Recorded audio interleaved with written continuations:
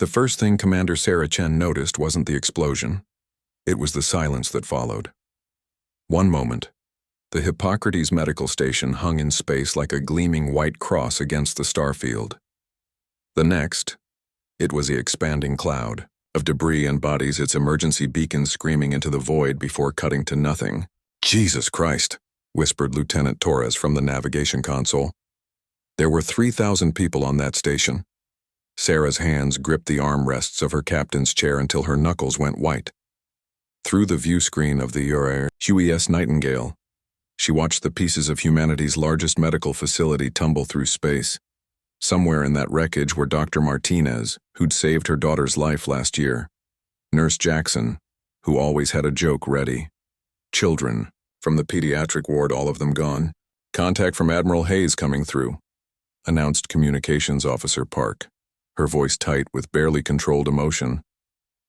The holographic display flickered to life, revealing Admiral Hayes's weathered face. Dark circles ringed his eyes, and his usually perfect uniform looked rumpled. "Sarah, I need the Nightingale to rendezvous with the 7th Fleet immediately. What's our status on the attackers?" Sarah asked, though part of her already knew the answer would make her blood run cold.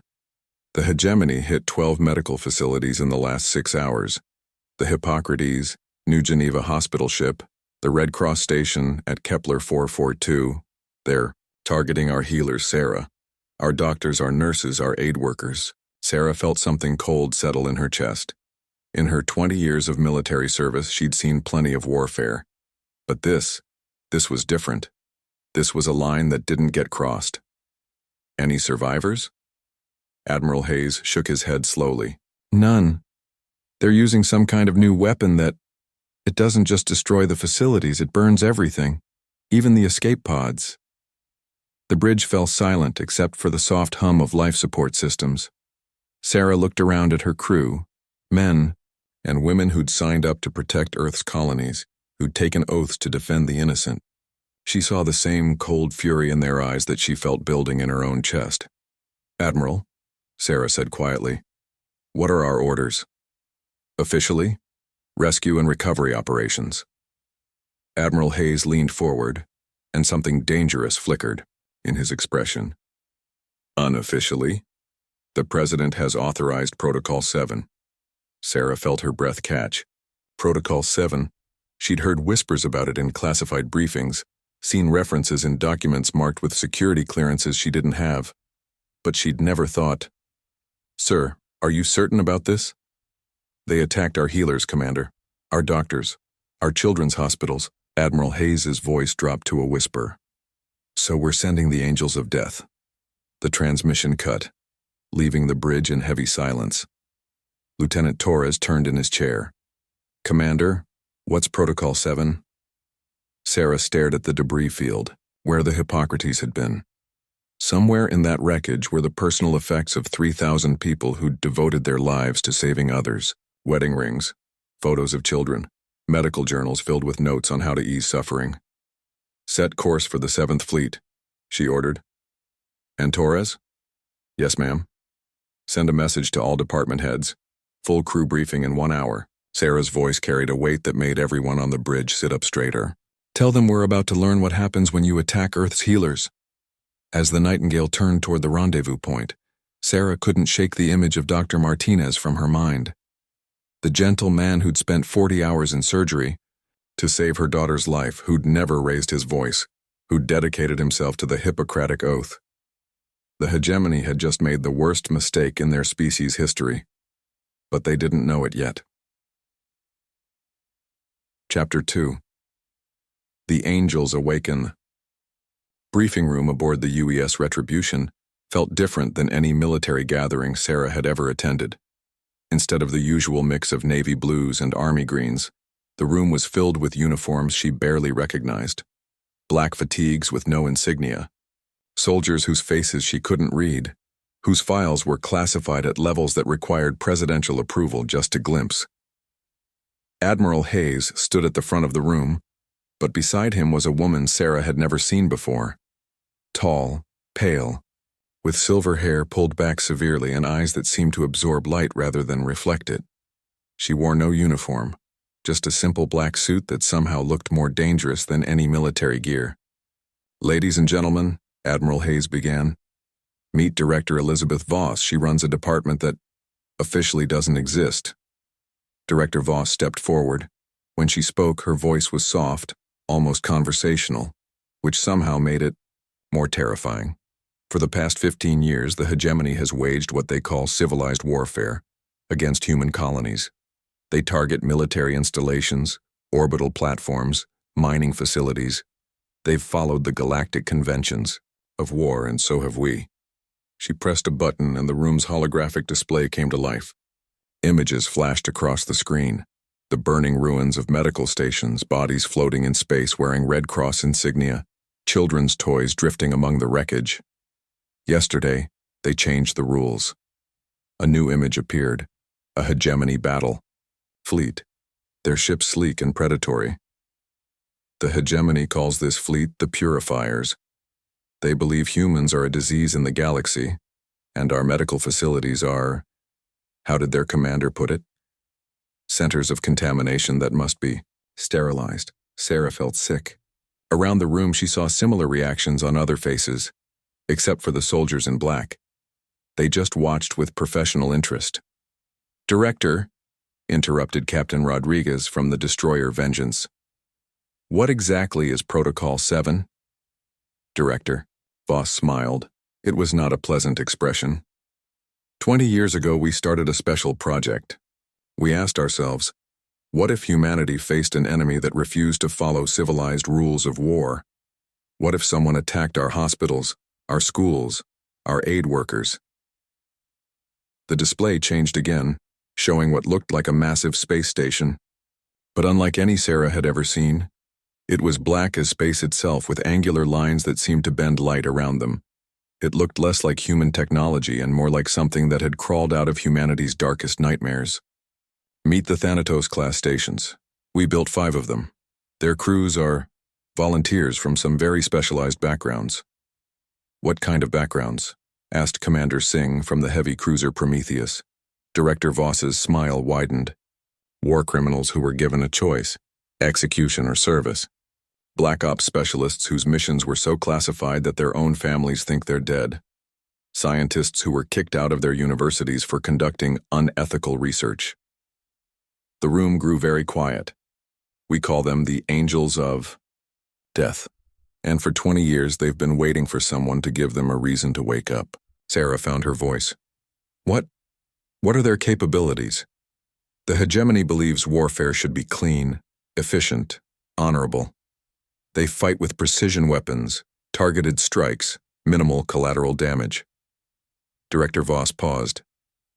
"The Angels don't believe in honor. They believe in making examples." A new image appeared. Technical schematics of weapons Sarah couldn't identify. Psychological warfare protocols. Biological agents that target specific genetic markers. Nanotech swarms that can turn entire fleets into raw materials.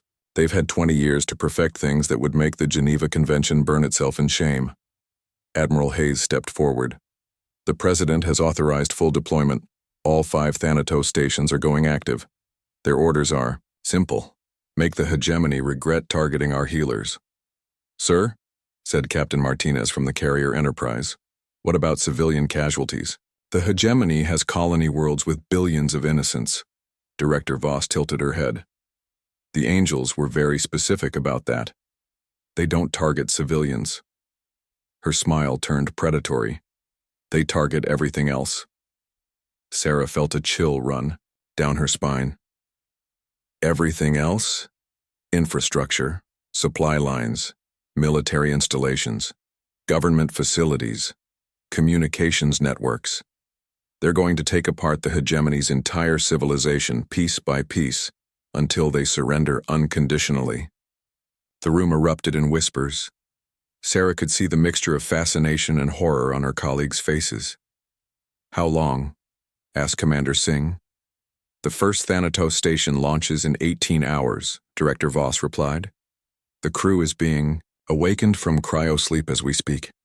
Their commander is an interesting individual." "Who is he?" Director Voss's eyes seemed to glitter in the dim light. Colonel Marcus Kane, former Special Forces, court-martialed for war crimes on Proxima 7. He was scheduled for execution until we offered him this position. She paused, letting that sink. And he asked for only one thing when he took command of the Angels, that when the time came he'd be allowed to deliver humanity's response personally. Sarah swallowed hard. And you agreed? We did. And tomorrow, Colonel Kane gets to keep his promise. As the briefing ended and officers filed out, Sarah caught Director Voss's arm. Director, are you certain about this? Once we cross this line, Director Voss looked at her with those unsettling eyes. Commander, they burned 3,000 doctors and nurses alive. They killed children in hospital beds. They targeted our healers. She leaned closer, and Sarah could smell something like ozone and metal on her breath. The hegemony wanted to see what happens when you attack Earth's mercy. Now they get to learn what happens when you face Earth's wrath. Return Chapter 3. The Reaper's message Colonel Marcus Kane had been in cryosleep for 3 years, but he woke up angry. The first thing he saw was Dr. Rachel Kane standing over his cryopod, her scarred face wearing its usual expression of professional indifference. Behind her, the walls of the Thanatos Station Grim Reaper stretched away into darkness, black metal corridors that seemed to absorb sound and light. Status report, Kane growled, his voice rough from the cryogenic chemicals. The hegemony attacked, 12 medical facilities, total casualties, 47,000 medical personnel and patients. Dr. Kane's voice carried no emotion. She'd been a trauma surgeon before her experiments with combat stimulants got her kicked out of the medical community. Now she kept the Angels of Death healthy and operational. Kane sat up, his augmented muscles adapting quickly to consciousness. At 52, he looked 30, thanks to the genetic modifications that came with his position. His eyes were silver, now instead of brown, a side effect of the neural implants that let him interface directly with the station's weapon systems. How long since activation? 6 hours. The other Thanatos stations are coming online now. We're first to launch. Kane stood and walked to the viewport. Outside, the Grim Reaper's fighter bays were alive with activity. Ships that looked more like flying nightmares than conventional fighters were being prepared for launch. Their pilots were complicated individuals. Where's the hegemony fleet now? Retreating to the Arcturus system. They're regrouping around their main naval base. Dr. Kane handed him a datapad. Intelligence suggests they're planning a major offensive against Earth's core colonies. Kane studied the tactical display. The Arcturus system was heavily fortified. Orbital defense platforms, military shipyards, a fleet of over 300 warships. Under normal circumstances, it would take a massive human fleet months to crack those defenses, but Kane wasn't planning a normal attack. Get me a communication channel to the hegemony fleet. Priority Alpha transmission. Dr. Kane raised an eyebrow. Sir, that would reveal our position. Good. I want them to know we're coming. 20 minutes later, Kane stood in the Grim Reaper's command center. Around him, his crew worked at stations that looked more like torture devices than control panels. Major Lisa Park, his communications specialist, had implants that let her hack into enemy networks directly through her nervous system. The cost was gradual blindness, but she'd volunteered anyway. Commander Zhang Wei ran tactical systems through a neural link that was slowly driving him insane. He'd been a pacifist before his family died in a hegemony raid. Now he designed weapons that would make demons weep. And there was Chief Petty Officer Tommy Reeves, who'd been a kindergarten teacher before he snapped and killed 17 enemy soldiers with his bare hands on Europa. He now maintained their most horrific weapons with the same gentle care he'd once used to bandage children's scraped knees. "Channel open, Colonel," announced Major Park.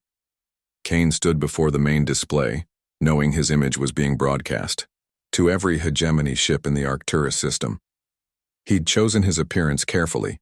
Black uniform with no insignia, augmented eyes that glowed silver in the dim light, and a smile that belonged in nightmares. Attention hegemony forces. This is Colonel Marcus Kane of the Terran vessel Grim Reaper. He paused, letting them wonder what they were looking at. Yesterday, you made a decision. You decided that Earth's healers were legitimate military targets. You burned our doctors, you killed our nurses, you murdered children in hospital beds. Kane's smile widened. We want to thank you for this decision. You see, we've been waiting 20 years for someone to give us a reason to wake up. And you've given us the best reason of all. Behind him, the Grim Reaper's weapon systems came online. The sound was like something breathing in the dark. My name is Marcus Kane, and I represent humanity's capacity for mercy. His silver eyes seemed to glow brighter. But the hegemony has forfeited any claim to mercy. So instead, you get to meet humanity's angels of death. The tactical display showed hegemony ships beginning to move, preparing for battle. You have 6 hours to surrender unconditionally, release all human prisoners, withdraw from all human systems, submit to occupation and disarmament. Kane leaned forward. If you refuse, we will demonstrate what happens when you attack Earth's healers. We will take apart your entire civilization piece by piece until there's nothing left but a warning. To the rest of the galaxy, a hegemony voice crackled through the speakers, their fleet commander by the sound of authority in his tone. Human vessel, you are outnumbered 300 to 1. Stand down immediately or face destruction. Kane laughed. It was not a pleasant sound. Admiral, you seem to be under the impression that we're here to fight you. He gestured to his crew. We're not here to fight. We're here to teach. The display showed the Grim Reaper's main weapon powering up, something that shouldn't have been possible with human technology. In 6 hours, if you haven't surrendered, we're going to show the galaxy what happens when someone attacks Earth's mercy. Kane's smile disappeared entirely. We're going to show them what Earth's wrath looks like. The transmission ended, leaving the hegemony fleet to contemplate its options. Kane turned to his crew. Status report. All systems operational, reported Commander Zhang. The Gray Lady and Pale Horse are in position. Dark Angel is moving to flank their escape routes. Bone Collector is doing whatever the hell Bone Collector does. Kane nodded. The 5 Thanatos stations each had their own specialty. The Grim Reaper specialized in psychological warfare and precision strikes. The others were worse. Major Park, I want you to hack their communications. Let them hear what their own people are saying about us. Already on it, sir. They're military. Frequencies are interesting listening. Kane walked to the viewport, watching the hegemony fleet scramble to prepare defenses. They were good soldiers, he had to admit. Professional, disciplined, efficient. It wouldn't matter. Dr. Kane, begin preparation of the Nightmare Protocol. Doctor. Kane looked up from her medical station. Sir, are you certain? Once we deploy that, they killed our healers, Doctor. Children in hospital beds. Kane's augmented eyes reflected the starlight like mirrors. They wanted to see what happens when you attack Earth's mercy. He turned back to his crew. War criminals, broken soldiers, scientists who'd lost their way, the angels of death. Now they get to find out. In the distance, the hegemony fleet waited, unaware that they had just received humanity's final offer of mercy. And in 5 hours and 57 minutes, mercy would be off the table entirely.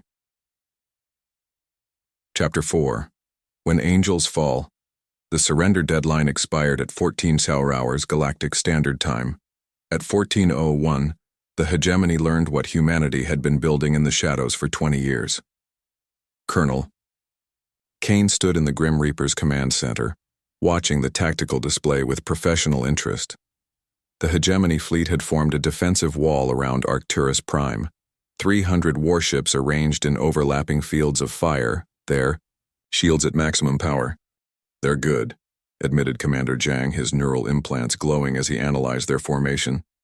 Classic textbook defense, no obvious weaknesses. Kane smiled. Zhang, you're thinking like a soldier. We're not soldiers anymore. He turned to Major Park. Begin the Nightmare Protocol. What happened next would be analyzed by military historians for generations, those few who had clearance to read the classified reports. The Grim Reaper didn't fire weapons. Instead, it released something that looked like a cloud of metallic dust. The cloud drifted toward the hegemony fleet at a leisurely pace, seemingly harmless. What is that? demanded Admiral Vextar from his flagship, the Hegemony Dreadnought Judgment of Stars.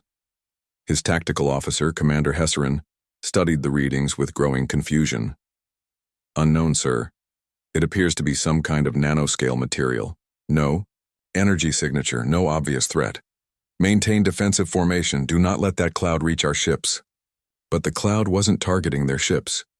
It drifted past the Hegemony fleet entirely, heading for Arcturus Prime's orbital defense platforms. As it made contact with the first platform, something extraordinary happened. The platform didn't explode.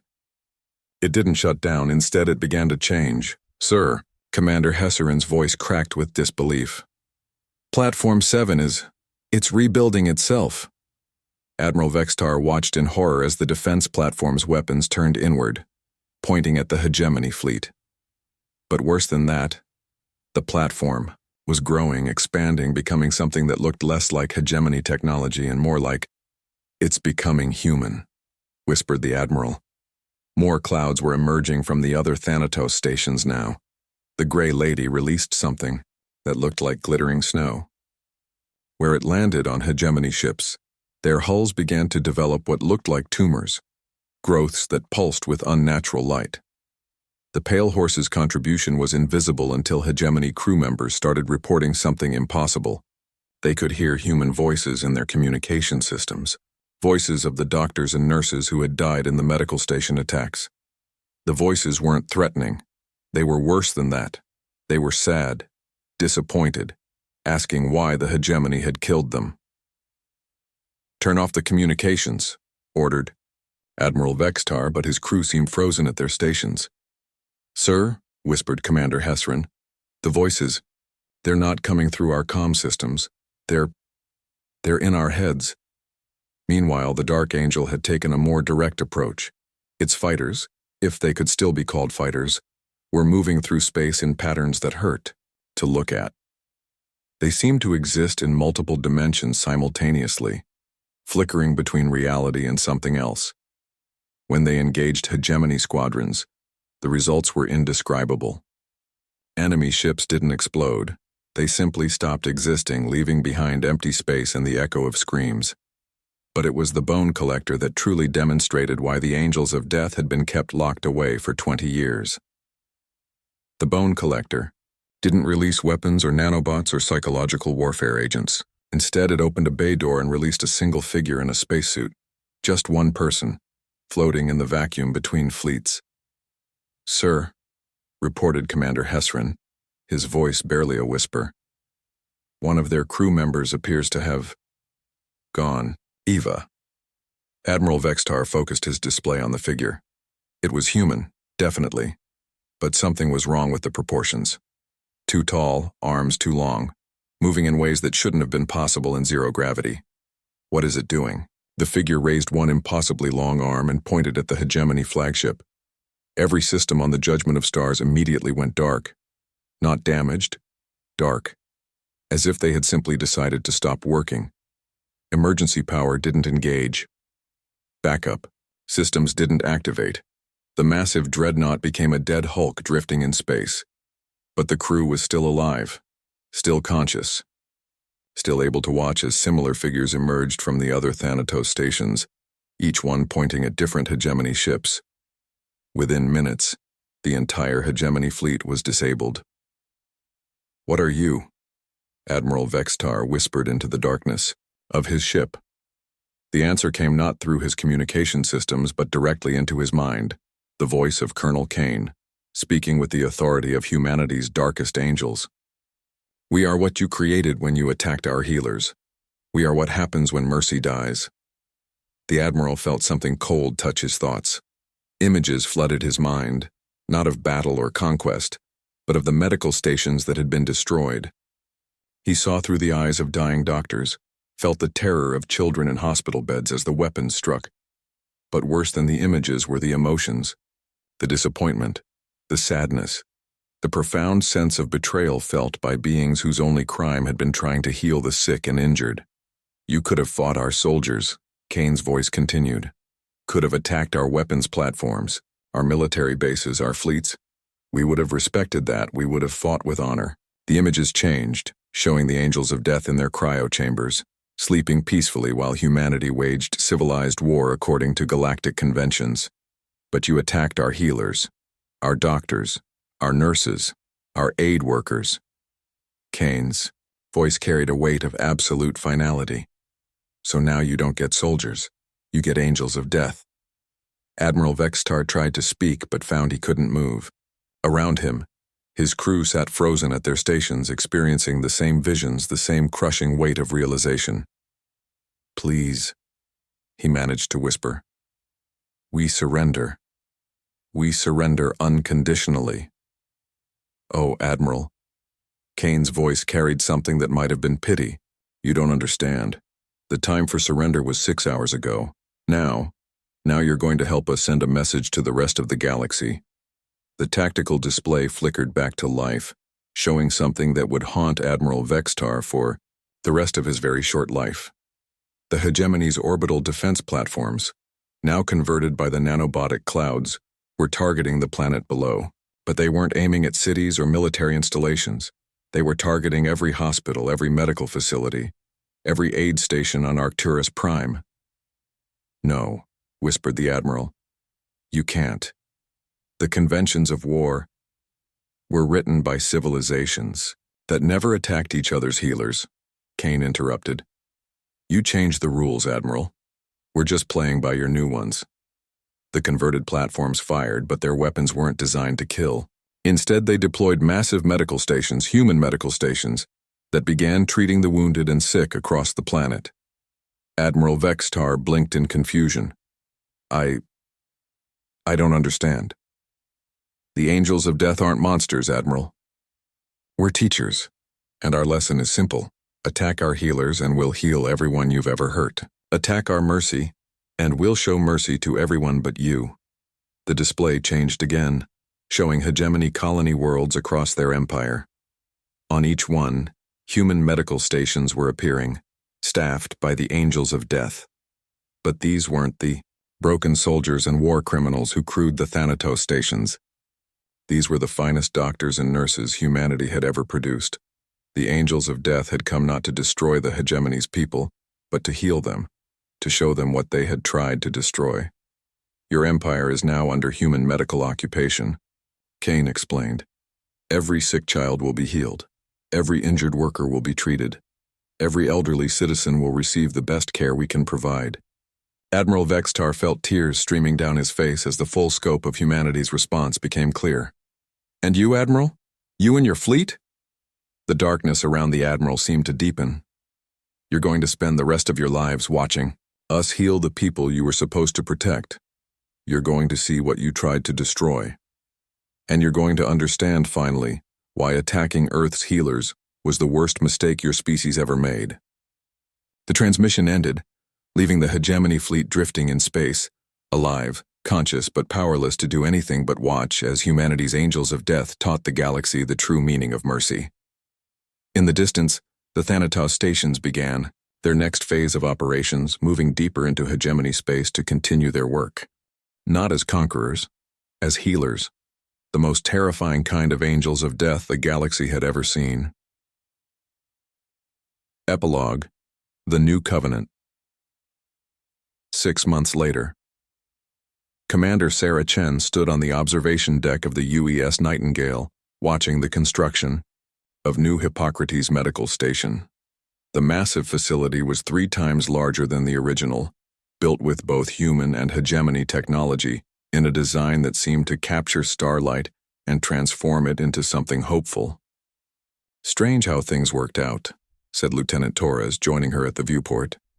Sarah nodded, studying the work crews, humans and hegemony working side by side, building something that would serve both species. Not what any of us expected. The link war, if it could still be called that, had ended within 2 weeks of the Angels of Death's deployment, not through conquest or destruction, but through something far more unsettling: radical compassion. The hegemony government had surrendered when they realized their entire population was receiving better medical care from the human occupiers than they'd ever received from their own healthcare system. Rebellion became impossible when the rebels kept being healed by the very forces they were fighting against. Any word from Colonel Kane? Torres asked. Sarah glanced at the classified report, in her hands. He's still out there. The Thanatos stations have been repurposed. That was an understatement. The Angels of Death had become something else entirely. Roving medical fleets that moved through the galaxy, responding to disasters, plagues, and humanitarian crises. They still looked like nightmares, but now they were nightmares that healed the sick and comforted the dying. The hegemony wants to establish a joint medical academy, Torres continued. They're asking if we'd consider sharing our medical technology in exchange for their defensive systems. Sarah smiled.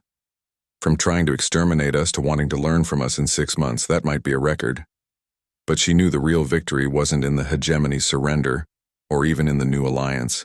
It was in the principle that had been established. Attack someone's healers and face consequences beyond imagination. Word had spread throughout the galaxy. Other species that had been watching the human hegemony conflict took note. Attacking medical facilities was now considered not just a war crime, but a form of civilizational suicide. Commander, Torres said quietly, do you think we did the right thing? The Angels of Death. Some of the crew reports from the Thanatos stations are classified, Sarah finished, and they'll stay that way. She'd read those reports, knew what Colonel Kane and his crew had become in their transformation from instruments of war to instruments of healing. The process had changed them in ways that couldn't be undone, turned them into something that was no longer entirely human. But they were still humanity's Angels of Death, still guardians of the principle that healers were sacred. Sarah, Torres, said, using her first name for the first time in years, what do you think happens now?